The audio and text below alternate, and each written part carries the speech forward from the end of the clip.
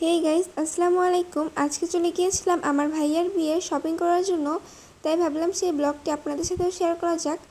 ফার্স্টে বাসা থেকে বের হয়ে গিয়েছি এবং আমার বাসা থেকে বের হওয়ার পরে এরকম একটি অ্যামাজন জঙ্গল পড়ে, যেটা পাড়ি দিয়ে আমাকে যেতে হয়। কিছু দূর আসার পরে এখানে দেখলাম বৃষ্টির পানিতে মাঠঘাট সব তলিয়ে গিয়েছে। এরপরে মাঠঘাট দেখতে দেখতে চলে গিয়েছিলাম আমার মামার অফিসে। এখানে একটু কাজ ছিল, তাই আমি বসেছিলাম। এরপরে শপিং মলের ভিতরে আসার পরে দেখি এখানে বৃষ্টির পানিতে পুরাই বন্যা হয়ে গিয়েছে।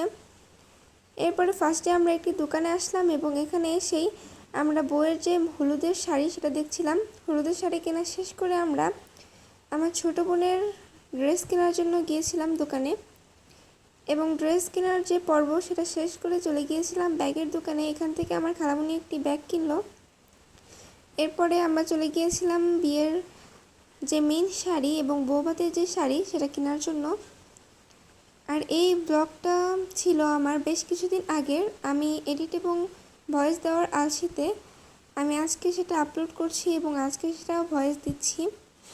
এখানে ওনারা আমাদেরকে বেশ কিছু শাড়ি দেখাচ্ছিল, বাট আমরা ফার্স্টে এই পার্পল কালার শাড়িটা পছন্দ করেছি এবং এটাতে আমাদের চোখ আটকে গিয়েছিল, তাই শেষ পর্যন্ত ওটাকে আমরা কনফার্ম করে দিই। আর এখানে আরও কিছু শাড়ি দেখাচ্ছিল। আর এখানে আমার ছোট বোনকে শাড়িটা পরিয়ে মডেল সাজিয়ে দেখাচ্ছিল যে কেমন লাগে তাকে দেখতে। এখানে ও তো একটু খুব লজ্জা পাচ্ছিল, তাই এখানে হাসছে। ওর লজ্জা পাওয়া দেখে মনে হচ্ছিল যে হয়তো বা ওই রিয়েল ব্রাইড, যেভাবে ও লজ্জা পাচ্ছে। এরপরে এখানে দুইটা শাড়ি ওকে পরিয়ে দেখানো হচ্ছিল যে কেমন লাগে ওকে দেখতে। এখানে আমার আরও একটি ছোট বোন ওইখানে মডেল হয়েছে। ওকে কিছু শিখিয়েও দিতে হয় না যে কীভাবে শাড়ি ধরতে হয়, ও একা একাই সব করে। বিয়ের শাড়ি কেনা শেষ করে আমরা এখানে বৌভাতের যে শাড়ি সেটা কেনার জন্য দেখছিলাম। ফার্স্টে অন্য শাড়ি দেখেছিলাম এবং পরবর্তীতে সিদ্ধান্ত হলো যে আমরা বৌভাতের শাড়িটা জামদানি শাড়ির মধ্যে রাখবো। তাই এখানে জামদানি শাড়ি দেখছিলাম। সি গ্রিন কালারের যে শাড়িটা ওইটাই বেশি ভালো লেগেছে, তাই ওইটাই আমরা কনফার্ম করে দিয়েছি। এর পরবর্তীতে আমার খালামুনি আরও একটি শাড়ি কিনবেন, তো এখানে উনি আরও কিছু শাড়ির কালেকশন দেখাচ্ছিল। প্রত্যেকটা শাড়ির কালেকশনই খুবই বেশি সুন্দর ছিল। এখানে এই পিচ কালার যে শাড়িটা সেটা আমার খালামুনি নিয়েছে। বাস্তবে এই কালারটা পিচ কালার, বাট ক্যামেরায় একটু গোলাপি গোলাপি এসেছে। আর এখানে দোপাট্টা দেখছিলাম, দোপাট্টাটাও সুন্দর ছিল। এখানে বেশি দোপাট্টার কালেকশন ছিল না, আমরা চাচ্ছিলাম একটু গোল্ডেনের মধ্যে নেওয়ার জন্য, বাট গোল্ডেন কালার দোপাট্টা মাত্র দুটাই ছিল। সেটার মধ্যে থেকে যেটা একটু বেশি ভালো সেটাই আমরা নিয়ে নিয়েছি। এখানে বিয়ের সব কেনাকাটা শেষে আমরা ব্যাংকে গিয়েছিলাম একটু দরকারে।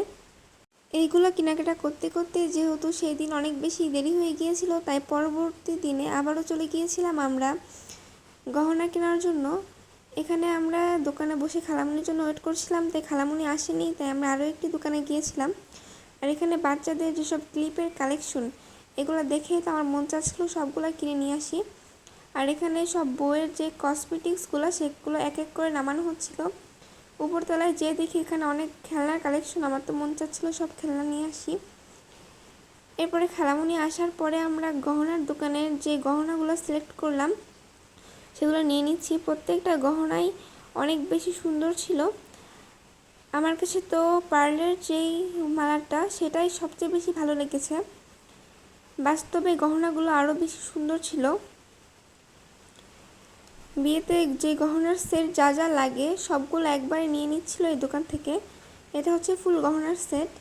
আর এখানে আমার ছোটো বোনকে পরিয়ে দেখছিল যে কেমন লাগে ওকে দেখতে। এরপরে বিয়েতে যে মুরব্বিদের শাড়ি কাপড় দেয় সেগুলো দেখার জন্য আমরা চলে গিয়েছিলাম আবারও শাড়ির দোকানে, এবং এখান থেকে আমরা শাড়ি দেখছিলাম। আর বউয়ের যেই শাড়ি পরবর্তী দিনে যে সুতি শাড়িটা দেওয়া লাগে সেটাও দেখছিলাম আমরা এখানে, বাট কালেকশনগুলো একটু পুরানো পুরানো লাগছিল, তাই অনেকগুলা খুঁজে আরেকটা বের করেছিলাম, সেটা ভিডিও করা হয়নি। আর এই যে আমাদের সব শপিং শেষ। তো আজকের ভিডিওটা এই পর্যন্ত। সবাই ভালো থাকবেন। আল্লাহ হাফেজ।